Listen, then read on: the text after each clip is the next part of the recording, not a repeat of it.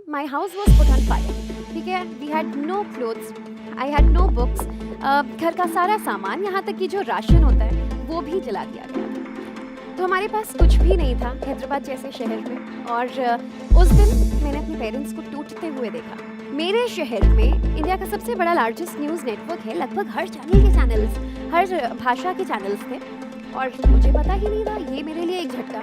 बचपन में जो एक डरी सहमी रहने वाली नॉन एम्बिशियस सी लड़की थी, वो बार बार अपने आप को कुछ इसी तरह अपना स्ट्रगल याद दिलाती रहती कि नहीं, हार नहीं मान सकती। Thank you so much. Thank you. नमस्कार, देश और दुनिया की तमाम बड़ी खबरों के साथ मैं हूं ज्योति मिश्रा। आपने ऐसा बोलते हुए मुझे कई बार टीवी पर देखा होगा या फिर सुना होगा, लेकिन आज मैं आपके लिए कोई न्यूज़ बुलेटिन नहीं लेकर आई हूँ। और न्यूज़ की खबरों से दूर, मीडिया से दूर, आज मैं बात करने जा रही हूँ मेकअप में लिपे पुते उस चमचमाती दुनिया और वो ग्लैमरस दिखते हुए जो एंकर्स जिन्हें आप सब देखते हैं, उनकी असली कहानी की बात करने जा रही हूँ। और ये कोई सुनी सुनाई कहानी नहीं है, ये मेरी अपनी कहानी है। मेरी जर्नी शुरू होती है हैदराबाद से। जी हाँ, निज़ामों का शहर, the city of pearl Hyderabad से। क्योंकि पापा आर्मी में थे, उनकी पोस्टिंग आंध्र प्रदेश में हुई, तो I was born and brought up in Hyderabad. लेकिन वैसे हम ओरिजिनली उत्तर प्रदेश के एक डिस्ट्रिक्ट जौनपुर के रहने वाले हैं, और हमारा जो बाकी पूरा परिवार है, जो ख़ानदान है, वो बेसिकली अब भी वहीं है।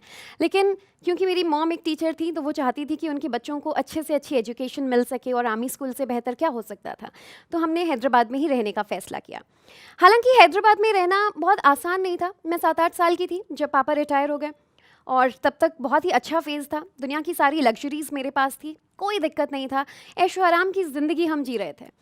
लेकिन उनके रिटायरमेंट के बाद उन्होंने अपना जो सारा इन्वेस्टमेंट है वो बिज़नेस में डाला। कोशिश की कि शायद मैं अपने परिवार के लिए कुछ और बहुत अच्छा कर सकूं, बट अनफॉर्चुनेटली उनकी कोशिशें साथ नहीं देती गई, और धीरे धीरे सारी सेविंग्स उनकी जो है वो ख़त्म होती चली गई। और एक वक्त ऐसा आया जब वो मेजर लॉस में चले गए। Economically we were almost nil. कुछ पर्सनल राइवलरीज के चलते मेरे फादर की जो कुछ इश्यूज़ रहे होंगे किसी के साथ, हम जिस घर में रहते थे, हमसे कहा गया कि आप ये घर खाली कर दीजिए। खाली करना कोई बड़ी बात नहीं थी, लेकिन मेरे पापा का यही कहना था कि खुददारी सबसे बड़ी चीज़ है। बिना किसी वजह और बिना किसी गलती के हम जहाँ रह रहे हैं, हम यहाँ से क्यों हटें। तो अब इस लड़ाई में, बड़ों की इस लड़ाई में, हम बच्चे थोड़ा बहुत तो पिस ही रहे थे, लेकिन कुछ समझ नहीं आता था कि हम क्या कर सकते हैं। मैं 9-10 साल की रही होंगी, और जो जिनसे ये लड़ाई चल रही थी, उनकी हर मुमकिन कोशिश थी कि कैसे हम ये घर खाली करते यहाँ से चले जाएं। और पेरेंट्स की ज़िद थी कि हमें यहीं रहना है। उस चक्कर में पहले हमारे घर की सारी फैसिलिटीज़ जो हैं वो काट दी गई, बिजली काट दिया गया।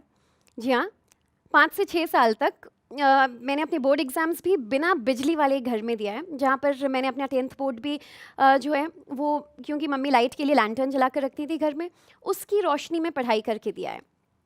ऐसे माहौल में क्या सपने देखेगा कोई, क्या सोचेगा कि मुझे कहाँ जाना है, मुझे क्या बनना है। मेरी ज़िंदगी का तो यही चैलेंज होता था कि आज का दिन जैसे तैसे बीत जाए, ये जो बचपन है वो किसी तरह गुजर जाए, मैं जल्दी से बड़ी हो जाऊँ, और ये जो सारी जिम्मेदारियाँ हैं वो खुद पर ले लूँ, सारे प्रॉब्लम्स दूर कर दूँ। तो यही सोचती रहती थी मैं। एक दिन ऐसा आता है जब हम अपने गांव गए हुए थे, वापस आ ही रहे थे, रास्ते की हमें कॉल आया कि आपके घर में आग लगा दी गई है। तो हमें वहाँ से हटाने के लिए, my house was put on fire. ठीक है, we had no clothes, I had no books. घर का सारा सामान, यहाँ तक कि जो राशन होता है, वो भी जला दिया गया था।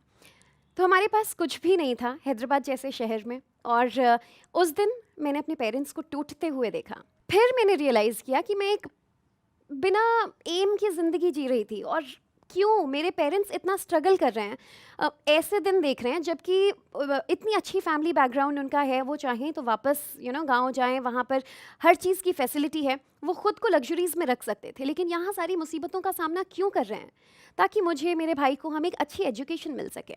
इस चीज़ ने मुझे हिला कर रख दिया। जैसे तैसे लाइफ को वापस ट्रैक पर आने में कुछ टाइम लगा। इस इंसिडेंट के बाद मैं शायद +2 में थी, 11th-12th। मैंने ये कोशिश की कि मैं कुछ बड़ा करके दिखाऊंगी अपने पेरेंट्स को। उनकी इस मेहनत को मैं वेस्ट नहीं होने दे सकती, ज़ाया नहीं जाने दे सकती। और बस मैंने ये बात उसी दिन से गांठ बांध ली कि आज घर नहीं है, आज घर जलकर, सामान जलकर, हमारी जो इतने सालों की हैदराबाद की गृहस्थी थी, जो हमारे पेरेंट्स ने सेटअप की थी, खून पसीने का जो मेहनत बोलते हैं, कुछ भी नहीं है। तो ऐसे में धीरे धीरे सारी चीज़ें सेटअप तो हुई, लाइफ ट्रैक पर आया। 12th की पढ़ाई जैसे ही ख़त्म हुई, मेरे फादर और मेरे ब्रदर ने मेरे लिए बायोटेक का फॉर्म वो लोग ले आए कॉलेज का। मैंने जैसे ही देखा साइंस, मैंने फॉर्म फाड़ के फेंक दिया। और उसके बाद तब तक मैं ये रिसर्च कर चुकी थी कि मेरे लिए जो एक सूटेबल फील्ड है वो है मास कम्युनिकेशन जर्नलिज्म। मास कॉम में मैंने 3 साल बहुत अच्छी पढ़ाई की, बहुत अच्छे नंबर्स लाए, और अपने आप को सपोर्ट, अपने खर्चों को सपोर्ट करने के लिए मैं सुबह कॉलेज जाती थी, शाम को क्लासेस लेती थी, बच्चों को पढ़ाती थी, और कुछ इस तरह से मेरे जो खर्चे हैं वो आराम से बैलेंस हो गए। ऐसी कोई दिक्कत मैंने खुद के लिए नहीं आने दी।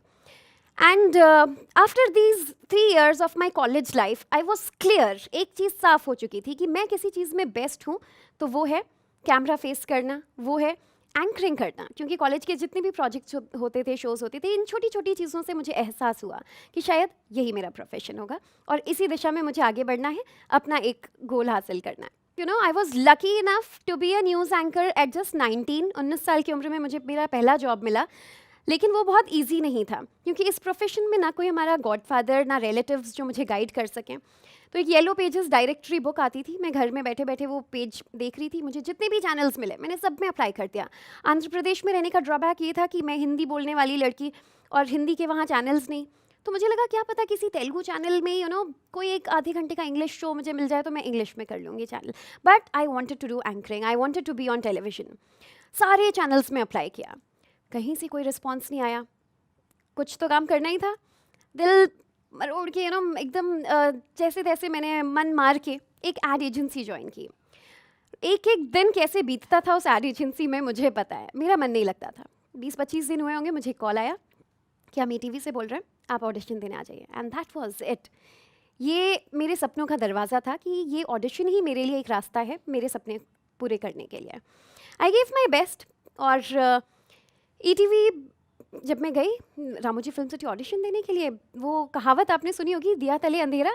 मेरे शहर में इंडिया का सबसे बड़ा लार्जेस्ट न्यूज़ नेटवर्क है, लगभग हर चैनल के चैनल्स, हर भाषा के चैनल्स थे, और मुझे पता ही नहीं था। ये मेरे लिए एक झटका। दूसरा झटका ये कि न्यूज़ एंकरिंग के लिए ऑडिशन था। मुझे लगा VJ टाइप की कोई एंकरिंग होगी। फिर मैं थोड़ा सा पकाई, थोड़ा सा अंडर कॉन्फिडेंट हुई। और तीसरा झटका ये कि मैं अकेली नहीं थी, इतने सारे पूरे इंडिया से लोग आए थे ऑडिशन देने के लिए, तो मुझे ऐसे चांसेस बहुत कम ही लग रहे थे कि मैं इन सबको बीट कर पाऊँगी। तो मेरा वो ऑडिशन तो बहुत अच्छा गया, और इंटरव्यू भी ठीक ठाक ही था। ETV में जो 1 महीने की ट्रेनिंग होती है एंकर्स की, when I went through that, तो एक पूरा एंकर का जो प्रोसेस होता है, वो उस प्रोसेस को गो थ्रू करने के बाद मैं एक अलग ही ज्योति बनकर निकली थी। एक नॉर्मल सी जो लड़की गई थी, डरी सहमी सी, वो एक कॉन्फिडेंट एंकर बनकर निकली। और उसके बाद मेरी ETV की जर्नी शुरू हुई। ETV में एंकरिंग के जब दिन शुरू हुए, यार 19 साल की लड़की जिसको मीडिया की कोई खबर नहीं, करंट अफेयर्स का ज़्यादा नॉलेज नहीं, चैलेंजेस से भरा फील्ड था ये। न्यूज़ एंकर्स को बोलना कि कितना इजी जॉब है, मेकअप ले लिया, हेयर स्टाइल कर लिया, अच्छे अच्छे कपड़े पहन लिए और बस TP पढ़ रहे हैं, और क्या। It is much more than that. एक बार मुझे याद है, शायद 26 अगस्त का दिन था, हमने सूट सलवार पहना था, we were celebrating that day, और जो माइक होता है लैपल, वो यहाँ लगा हुआ था। फिर सुपरफास्ट न्यूज़ में पढ़ रही थी, स्क्रीन पर आ रही थी उस समय, तो उस समय एंकर बैक नहीं होता है, विजुअल्स के साथ साथ एंकर थ्रू आउट स्क्रीन पर रहता है। मुझे एक छोटा सा जर्क लगा यहाँ, न्यूज़ पढ़ते पढ़ते मैं घबरा गई कि ये क्या हुआ, कुछ चुभन सी हुई, मुझे लगा माइक टच हुआ होगा। फिर लगातार ये जर्क लगे चला जा रहा है, लगे चला जा रहा है। फिर मैं घबरा गई। उस समय शायद 2-3 मिनट हुए होंगे मेरे बुलेटिन को, मैं न्यूज़ भी पढ़ रही हूँ, कॉन्सेंट्रेट भी कर रही हूँ कि कुछ गलत ना पढ़ दूँ। फिर मुझे रियलाइज़ हुआ कि उसमें कुछ फेलियर था, टेक्निकल फॉल्ट था, और मुझे करंट लग रहा था। मैंने लगभग 5-6 मिनट तक उस करंट को झेलती गई, न्यूज़ पढ़ती गई कि और चैनल का सवाल है, ब्लैक फ्रेम नहीं जा सकता, मैं ऑन एयर नहीं बोल सकती कि भाई मुझे करंट लग रहा है, बंद करो न्यूज़ बुलेटिन, पहले ब्रेक लो। तो मैं तो ब्रेक का वेट कर रही थी और पढ़े जा रही हूँ न्यूज़।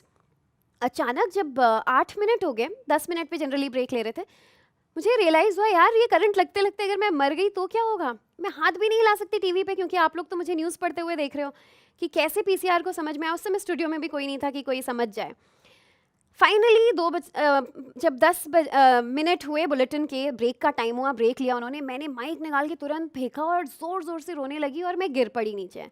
PCR को लगा कि शायद एंकर को हार्ट अटैक आ गया है, सब भाग कर आए, देखा तो मेरी ऐसी स्थिति थी कि उसके बाद तो ऐसे भी कंडीशंस होते हैं, इन हालातों में भी हमें कभी कभी आप सब के लिए एंकरिंग करनी पड़ती है। अब ईटीवी का जो फेज़ था ये तो बहुत अच्छा था, बहुत अच्छे लोग मिले जो मुझे सपोर्ट करते थे, सिखाते थे। कुछ ऐसे लोग भी मिले जो आपको डिमोटिवेट करते हैं। तो मेरा जवाब हमेशा सबके लिए एक मुस्कान के साथ यही रहता है कि माय वर्क विल स्पीक। आपका काम बोलेगा और आपका काम ही आपको दिखाएगा कि आप कहाँ तक जा सकते हैं। जब एक दिन मुझे इंडिया टीवी से कॉल आया और ये मेरे लिए दुनिया का सबसे बड़ा मौका था, क्योंकि मैं एंकर्स के बीच रहती हूँ। मुझे पता है कि चाहे वो केबल चैनल हो, लोकल चैनल हो, रीजनल चैनल हो, at the end of the my सबका एक ही सपना होता है कि उन्हें नेशनल चैनल में जाना है। मेरे सामने मेरे सबसे बड़ा जो सपना था, एकमात्र जो सपना था, वो पूरा होने के कगार पर था। बट एज दे से कि चैलेंजेस कभी ख़त्म नहीं होते। हर स्टेज पर आपको कोई ना कोई चैलेंज मिलता है, लेकिन just take it with a smile. एक तरफ जिस दिन मुझे इंडिया टीवी में ऑडिशन देना था, उसी दिन my father was hospitalised, he was in the ICU। मेरे प्रेफरेंसेस तो क्लियर थे कि फैमिली फर्स्ट, लेकिन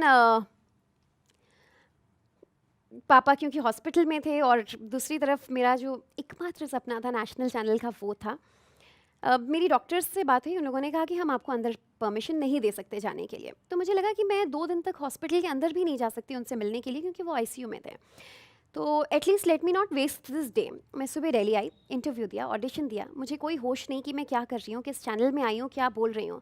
शाम को पता चला कि I have clear the interview every round and you are selected as a news anchor for a national brand for India TV. I could not even celebrate, because मुझे विश्वास ही नहीं हो रहा था कि मैं यहाँ आई हूँ। 9 साल का एक रीजनल चैनल का सफ़र आज ख़त्म हो रहा है और मैं नेशनल की फेस बनूँगी। घर गई वापस, fortunately by God's grace my dad recovered. वो घर आए, मैंने अपने पेरेंट्स को समझाया, उन्हें बताया कि इंडिया टीवी से मौका मिला है, अब तो दिल्ली जाने दो। बहुत मनाना पड़ा, मुश्किल था मेरे लिए, बट फाइनली क्योंकि उन्होंने, उनकी आंखों में जो चमक है वो मैंने देखी है, तो उन्हें कहा कि जो भी होगा आगे बहुत अच्छा होगा। उन्होंने मुझे भेजा, इंडिया टीवी आई, और ये मेरा एक ट्रांजिशन फेज़ चल रहा है रीजनल टू नेशनल का। 1 साल हो गए मुझे नेशनल मीडिया में, तो काफ़ी कुछ चीज़ें देख रही हूँ, समझ रही हूँ, और आई होप कि आगे ये जो जर्नी है और इतने ही अच्छे से चलता रहे। आप सब ऑडियंस जो टीवी पर देखकर न्यूज़ एंकर को ईजिली गरिया तो देते हैं, यार क्या बोल रहा है, क्या पढ़ रहा है। स्क्रीन पर कैमरे के पीछे जो एंकर बैठा है उस पर क्या गुजर रही है, वो किस कंडीशन में न्यूज़ पढ़ रहा है, वो किस मूड में है, ये बहुत कम लोग सोचते हैं। तो आप जितने एस्पायरिंग एंकर्स हैं, आप लोगों के लिए कुछ और तो नहीं कहूँगी, बस इतना कहूँगी कि अगर पैशन है तो ही इस फील्ड को चुनें। जितना ग्लैमरस दिखता है ये उतना है नहीं। आप अगर कंटेंट में रिच हैं और एंकरिंग ही आपका एकमात्र सपना है तो ज़रूर ट्राई करें, बहुत ही मज़ेदार काम है। इस वीडियो के बारे में अपनी राय नीचे कमेंट सेक्शन में हमें बताएं और अपने दोस्तों के साथ ये वीडियो शेयर करना ना भूलें।